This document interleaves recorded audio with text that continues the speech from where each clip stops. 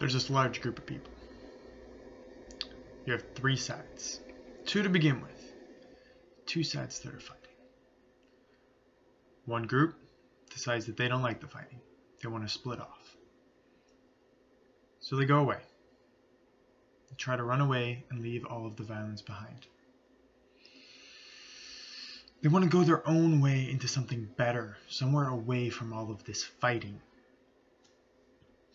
So they risk trials of hatred, natural disasters, starvation, denial, violence, all to get away from these people who are trying to kill each other and persecute the third group. Go into this world that is not their own, a world where they hope they can survive. But they face denial and hatred. In Matthew 25, verses 36 through 40, we see, "For I was hungry, and you gave me food. I was thirsty, and you gave me something to drink. I was a stranger, and you welcomed me. I was naked, and you gave me clothing. I was sick, and you took care of me. I was in prison, and you visited me." Then the righteous will answer him, "Lord, when was it that we saw you hungry and gave you food, or thirsty and gave you something to drink? And when was it that we saw you a stranger and welcomed you, or naked and gave you clothing? And when was it that we saw you sick or in prison and visited you?" And the king will answer them, "Truly I tell you, just as you did it to one of the least of those who are members of my family, you did it to me."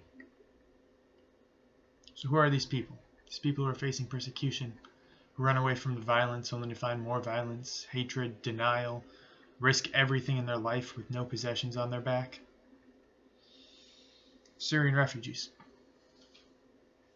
with amazing stories. Amazing stories.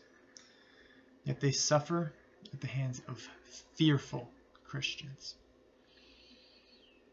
Christians who call themselves Christians but don't act it out. Christians who don't want to help. Christians who think that they'll lose something if they help. Christians who are afraid that they're going to be terrorists and try to kill us. What is God telling us to do right here? Take care of them.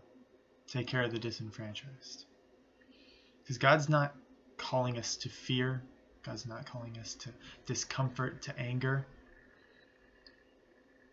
God's calling us to love.